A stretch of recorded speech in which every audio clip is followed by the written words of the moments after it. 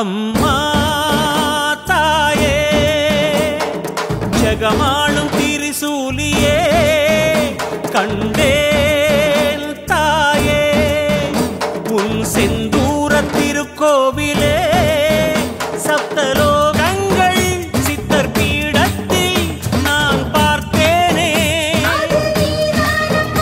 ஒரு அண்டத்தை சிறு மன்றத்தில் நான் பார்த்தேனே உன் உருவங்கள் பல நூறம்மா நான் முன்னாளில் படித்தேனம்மா இந்த மறுவூரில் அது ஒன்றென நான் பார்த்தே சிரித்தேனம்மா. ஓம் சக்தி. குரு வாழ்க, பங்காரம்மா வாழ்க. திருப்பூரில் ஒரு விழா. அம்மாவின் வருகைக்காக செவ்வாடை தொண்டர்களும் அம்மா பக்தர்களும் பொதுமக்களும் காத்து கொண்டிருந்தார்கள். சற்று நேரத்தில் கார் வந்தது.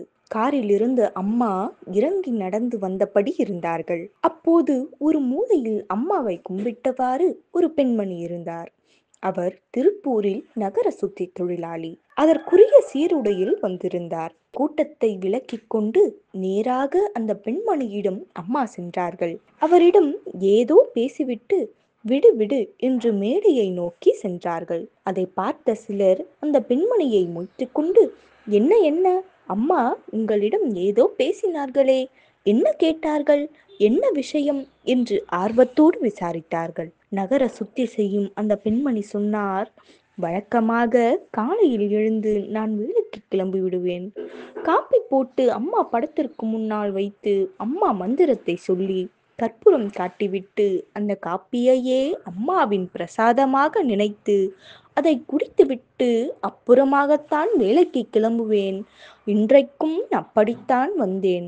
இன்றைக்கு அம்மா நேராக வந்து நீ தினம் வைக்கிற காப்பி நல்லாதான் இருக்கு, கொஞ்சம் சர்க்கரையை குறைத்து வையேன்.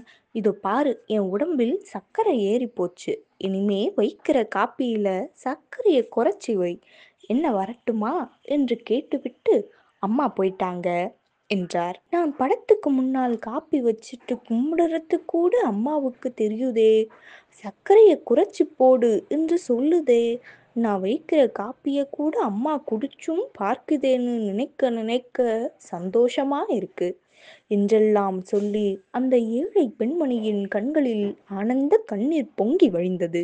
ஏழை எளியோருக்கும் தன் அருட்கடாட்சத்தினால் ஆன்மீக ருசி ஊட்டிய எங்கள் அன்பு தெய்வம், பங்கார தெய்வம் திருவடி போற்றி போற்றி. ஓம் சக்தி.